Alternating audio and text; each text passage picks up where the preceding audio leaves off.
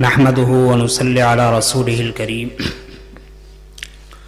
کرامی قدر حضرات علماء کرام، مشائخ ادام،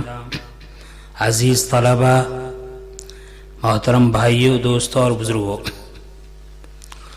حق تعالی شانہ کا بے انتہا فضل و کرم ہوا کہ آج ختم بخاری شریف کی مجلس میں ہم سب کو شرکت کا موقع عطا فرمایا۔ اللہ تعالی ہماری اس حاضری کو بے انتہا قبول فرمائے۔ الحمدللہ ہمارے اکابر کی محنتوں کا یہ صلہ ہے کہ برطانیہ جیسے اس ملک میں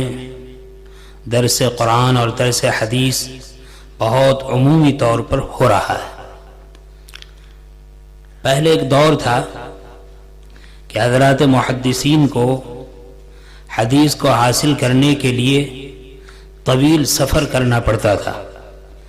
بہت زیادہ محنتیں اور مشقتیں اٹھانی پڑتی تھی، تب جا کر کہیں ایک حدیث کہیں دو حدیث انہیں حاصل ہوتی تھی۔ اور دنیا کا بھی عجیب معمول ہے، جو چیز بڑی محنت کے ساتھ بڑی مشقت کے ساتھ حاصل ہوتی ہے، اگرچہ وہ قیمت کے اعتبار سے کم بھی ہو، لیکن آدمی کو اس کی اہمیت ہوتی ہے۔ اس کے برخلاف جو چیز بڑی قیمتی ہو، انمول ہو، لیکن اگر اس کو حاصل کرنے میں زیادہ محنت نہ کرنی پڑے، زیادہ تکلیف نہ اٹھانی پڑے، تو آدمی کو اس کی قدر کم ہی ہوتی ہے۔ جن اکابر نے اور جن مشائخ نے علوم حدیث کی اشاعت اور حفاظت کے لیے جد و جہد فرمائی، کوشش اور کاوش فرمائی، ہم ان کو حالات کو دیکھتے ہیں تو آج کل ماشاءاللہ مدارس اسلامیہ میں علم حدیث کو حاصل کرنے کے لیے جو آسانی اور سہولتیں ہیں، اس کو دیکھ کر ہم سوچ بھی نہیں سکتے کہ یہ حدیث کسی زمانے میں اتنی مشقتوں کے بعد حاصل ہوتا تھا۔ امام احمد بن حنبل رحمۃ اللہ علیہ کے حالات میں لکھا ہے کہ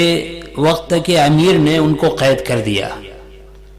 اور اس سے پہلا ان کا درس حدیث مشہور تھا، ہزاروں طلبہ ان کے سامنے علم حدیث حاصل کرتے تھے۔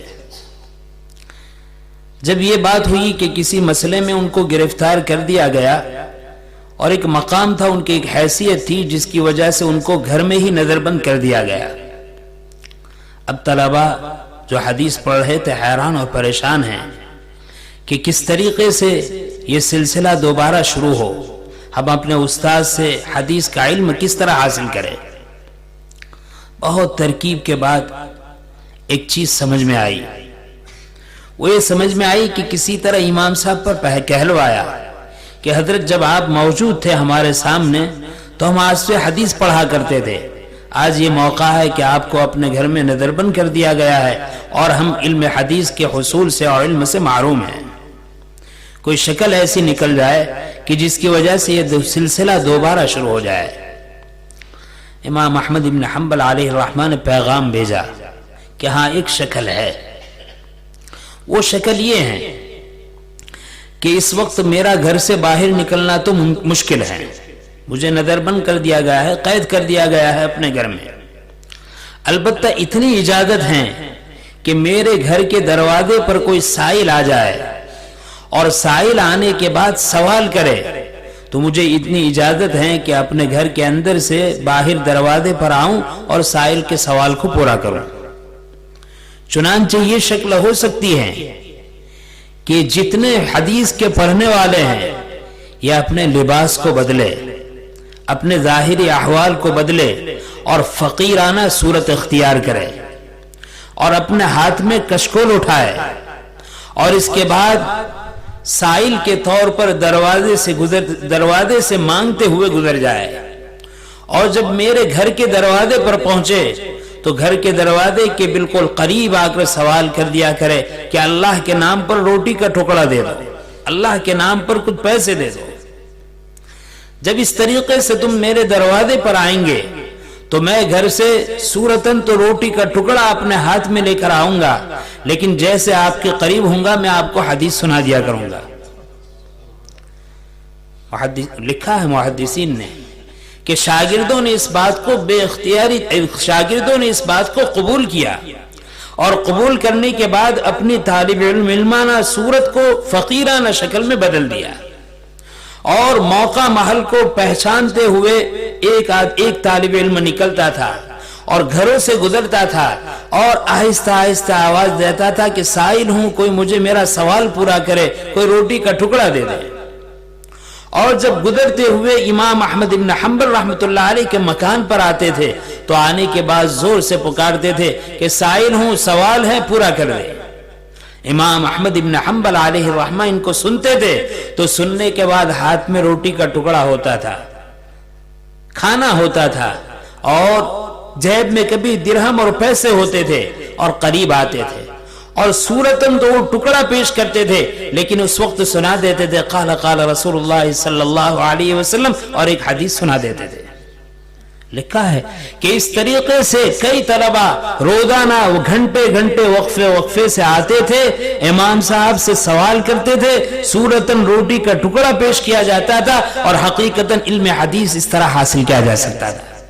میں سمجھتا ہوں کہ ہمارے اسلاف کی قربانیوں کا یہ صدقہ ہے، ان کا طفیل ہے کہ آج الحمدللہ چپا چپا، گلی گلی، شہر شہر میں یہ مدارس اسلامیہ کا جال پھیلا ہوا ہے۔ اس وقت بہت بڑی ضرورت اس بات کی ہے کہ جتنے اسلامی قلعے ہیں، ان قلعوں کی حفاظت، ان قلعوں کی قدردانی، یہ ہمارا اخلاقی فریضہ ہے۔ ان مدارس اسلامیہ میں کیا سکھلایا جاتا ہے، کیا پڑھایا جاتا ہے، آپ اس سے ناواقف نہیں ہیں۔ میں عرض کروں گا ایسے ماحول میں جہاں ایمان کو بچانا مشکل ہوتا ہے، جب قال اللہ قال رسول کی صدائیں گونجتی ہیں تو اس کی برکت سے نسلوں کی ایمان کے حفاظت کے فیصلے ہوتے ہیں۔ محدثین نے یہاں تک لکھا ہے کہ علم حدیث کے حاصل کرنے میں ان کو طویل سفر کرنا پڑا، اور کبھی تو ایسا موقع آیا کہ پاس میں جو کھانا اور توشہ تھا ختم ہو گیا، پانی تھا وہ ختم ہو گیا۔ کبھی ایسا صحرائی سفر ہوا، بعض محدثین لکھتے ہیں کہ اس سفر میں ایسی پریشانی لاحق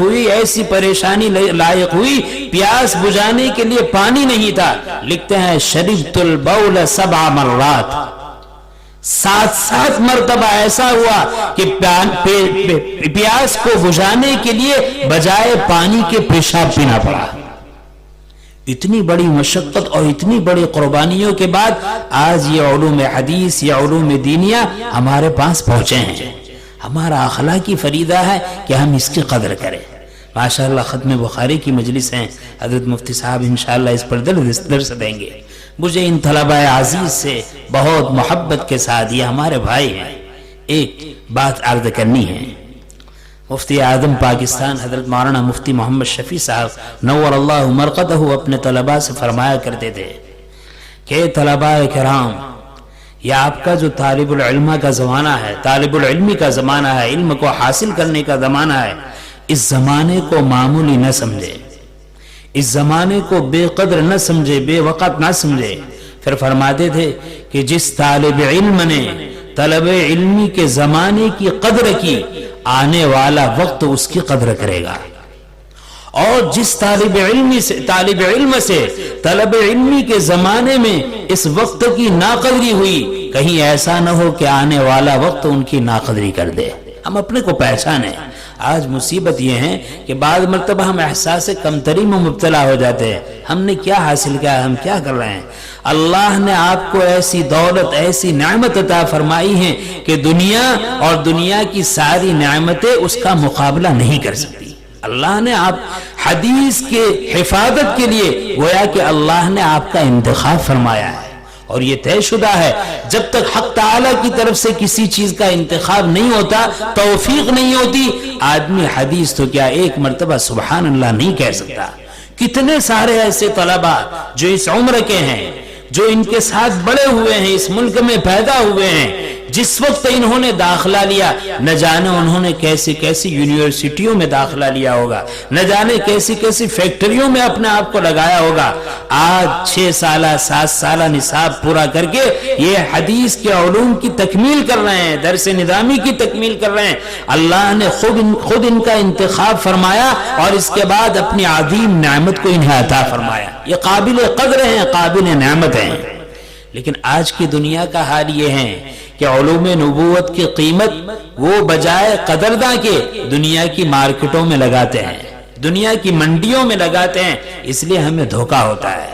یہ علوم نبوت علوم آخرت ہیں، اس کی قدر و قیمت دنیا اور دنیا کے انسان ادا نہیں کر سکتے،